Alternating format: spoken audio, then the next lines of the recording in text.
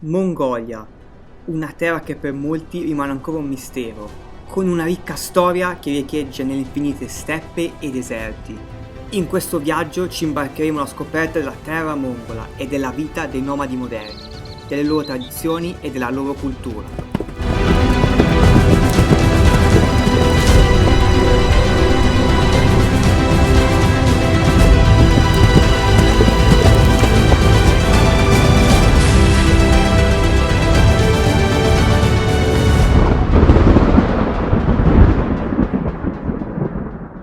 La Mongolia odierna è una vera dicotomia tra le persone che vivono nelle campagne tra cavalli, cammelli, pecore e capre, mantenendo le tradizioni del passato, e le persone che si sono spostate nella moderna capitale, Ulaanbaatar, dove le opportunità di lavoro tra fabbriche, banche, ristoranti, bar e hotel offrono nuovi stili di vita. Questa avventura inizia nel deserto del Gobi, il sesto deserto più grande del mondo, con un'area di circa 1.300.000 km², che si estende dal nord della Cina fino al sud della Mongolia. Qua non esistono strade, ma solo tracce sul terreno di mezzi passati in precedenza, dove i veicoli sfrecciano a velocità pazzesche.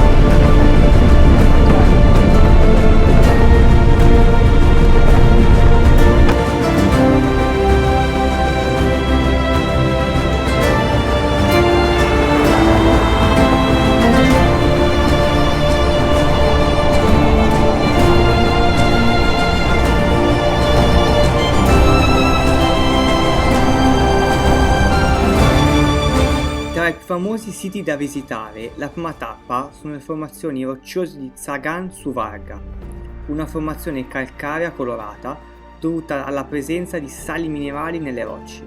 Un tempo questo era il fondale dell'oceano.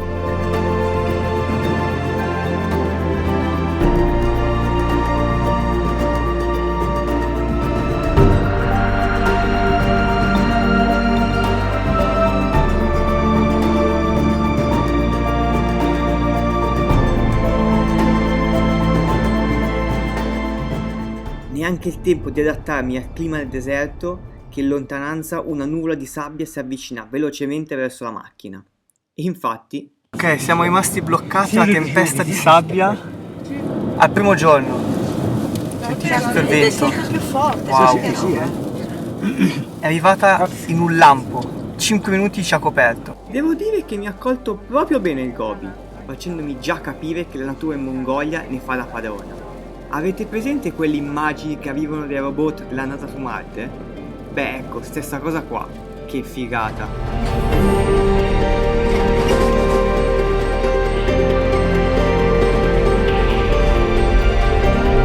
E come si dice in questi casi, c'è sempre il sole dopo la tempesta.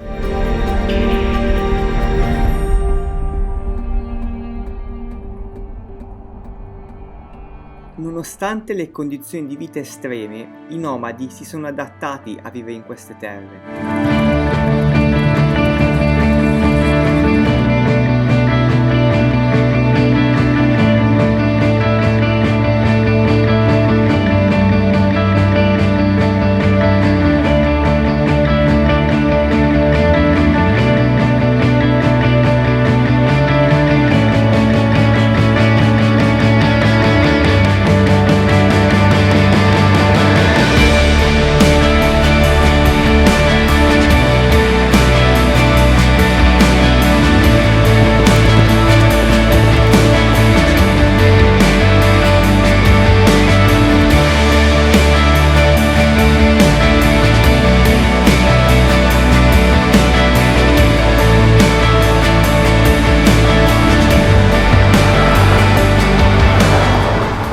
Sono arrivato in una yurta e ho avuto il primo incontro con un nomade locale, il signore qua. Questo però è, diciamo, un nomade turista, nel senso lui si occupa di organizzare tour con i cammelli in mezzo al deserto, quindi possiamo definirlo un nomade moderno, quelli che lavorano a contatto con la gente all'estero, che quindi hanno capito come funziona il business del turismo e ovviamente cercano di vivere di quello. Quindi gli ho fatto qualche domanda per capire un pochino come questo fatto ha impattato sulla sua vita, le sue tradizioni. Sono molto felice di questo business. Essere nomade e lavorare con i turisti allo stesso tempo. Ho iniziato la mia carriera nel 2013, ho avuto solo 2 anni di stop a causa del Covid. Ma ora il turismo ha cominciato a riprendersi e i miei guadagni sono aumentati e credo che in futuro possano solo che migliorare. Come hai conosciuto tua moglie facendo questo stile di vita? L'ho incontrata quando avevo 20 anni, ad una festa in città nel sud del Gobi. Ci siamo piaciuti fin da subito e successivamente ci siamo sposati. Quelli sono i luoghi migliori dove incontrare gente nuova. Anche se in Mongolia i matrimoni combinati sono una pratica ancora ricorrente, soprattutto nelle zone più remote, il paese si sta piano piano modernizzando e i nuovi strumenti di comunicazione come i social media stanno diventando sempre più rilevanti nella vita dei nomadi.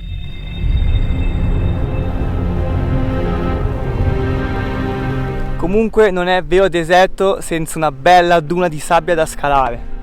Quindi mo andremo in cima a vederci il tramonto. Woo!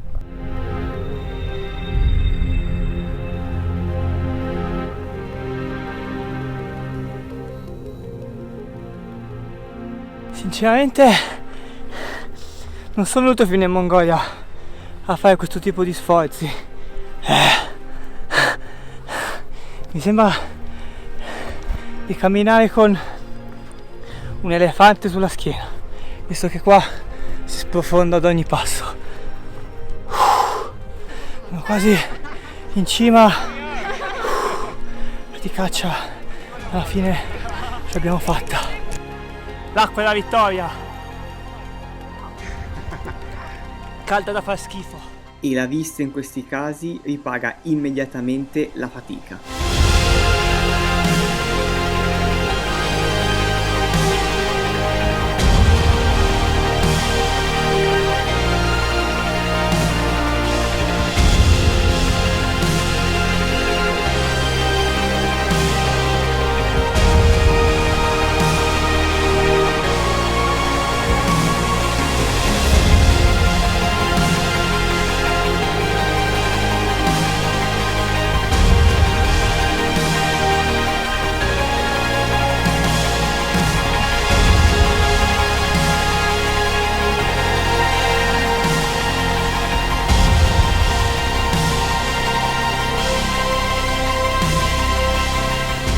La particolarità di queste dune è che letteralmente cantano.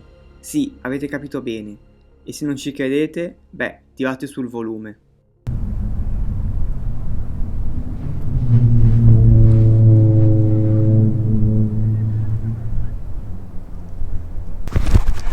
Ho appena sentito la sabbia parlare. Sembra quasi la sirena di una nave, che è proprio pazzesca. Al contrario della faticosa salita, la discesa, beh, è decisamente più divertente.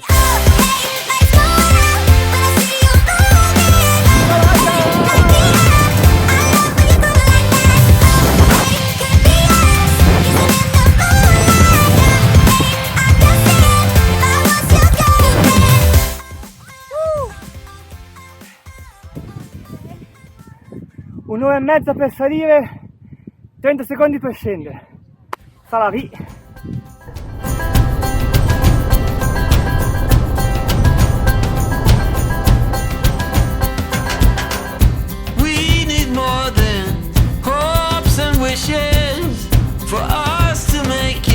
Siamo arrivati al canyon di Yolin e a quanto pare qua dovremo trovare del ghiaccio, visto che è un canyon molto profondo, d'inverno fa molto freddo ed essendo appunto molto stretto non prende molto sole, quindi dovrebbero esserci ancora tracce di ghiaccio, vedremo.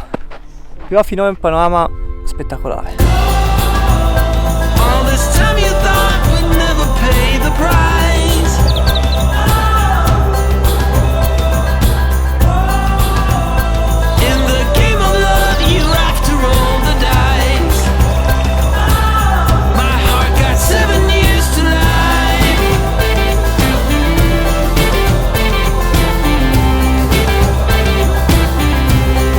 Beh, alla fine la neve l'abbiamo trovata. Grande Mongolia, mi hai sorpreso.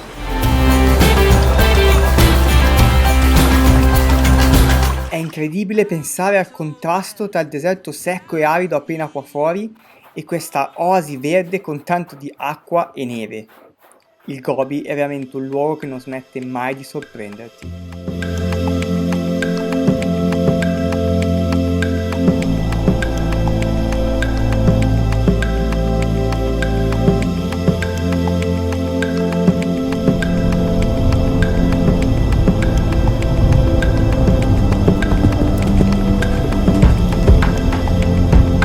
Al tramonto arrivo alle famose Flaming Cliffs, un sito archeologico dove sono stati ritrovati fossili e uova di dinosauro, ed è anche un ottimo posto per ammirare un tramonto spettacolare nell'immensità di queste terre.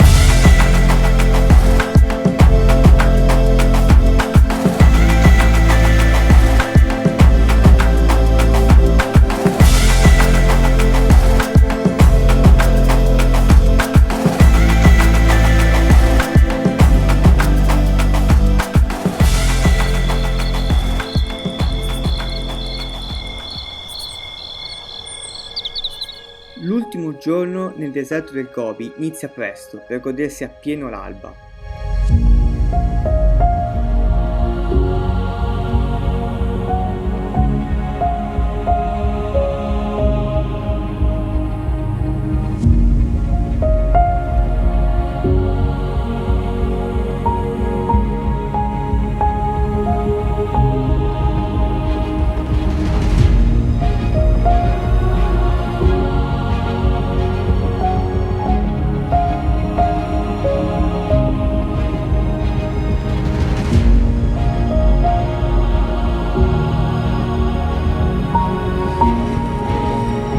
Oggi mi sposterò verso ovest con tanti chilometri da fare, quindi fatto benzina è tempo di partire. 50.000 per fare benzina. Però È tradizione locale augurare buona fortuna ai viaggiatori bagnando con del latte le ruote del mezzo. Mi sa che però non ha funzionato molto. Infatti poco dopo la fortuna non è dalla nostra parte. abbiamo bucato in mezzo al deserto. E non penso ci sia un meccanico nei raggio di 100 km, quindi speriamo che il nostro driver abbia le competenze giuste per cambiare la ruota. Per quanto il panorama sia molto suggestivo, circondati dal nulla assoluto, non possiamo fare altro che aspettare che l'autista monti la ruota di scorta. A quanto pare anche la gomma di scorta non andava bene, quindi hai messo su quella vecchia. Vabbè, si avanti come si può qua, ci si adatta. Ci rimettiamo in marcia verso il paese più vicino, sperando che la gomma regga il più possibile. Dopo 60 km basta, completamente andata. Quindi dobbiamo mettere quella che tecnicamente è messa ancora peggio, che sarebbe quella di scorta, giustamente. 1 su 2 è andata. Abbiamo il 50% di arrivare al paesino che ha, non so, 50-60 km. Siamo a metà strada.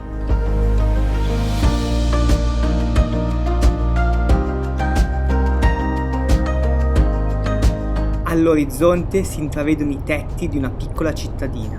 Oh, alla fine siamo arrivati al paesino dove dovrebbe esserci uno che cambia le gomme, ma a giudicare così ad occhio mi sembra un pochino, cioè sarà una roba molto naif, fai da te.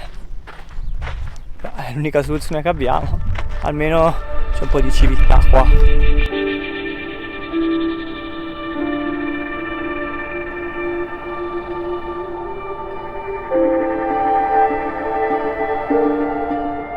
Alla fine nell'attesa abbiamo trovato questa Jutta ristorante mentre aspettiamo il driver che cambia la gomma forse. Molto caratteristica almeno, carina. La proprietaria ci raccontava che lei vive nella capitale, ma che durante la stagione turistica si trasferisce qua, essendo l'area più pulita, e che gli piace stare a contatto con la natura. Taste test yogurt di capra.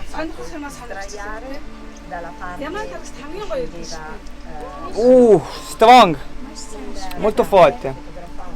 I like it. Yeah. Fa medicina per lo stomaco, mi sa che fa medicina per tutto sto coso qua, è forte, però non è male. Dopo un bel pasto siamo pronti a ripartire per l'ultima tappa nel Gobi, ovvero il sito archeologico di Onji.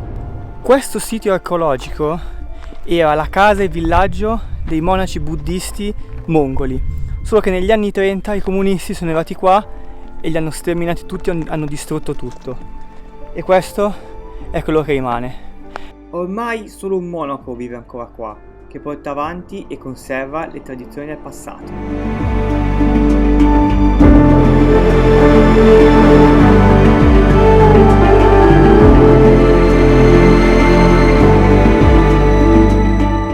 Questo deserto mi ha veramente affascinato. Tra la varietà dei paesaggi, la natura che si esprime nella sua forma più selvaggia, le mille avventure e scomodità, è esattamente quello che mi aspettavo da un posto del genere.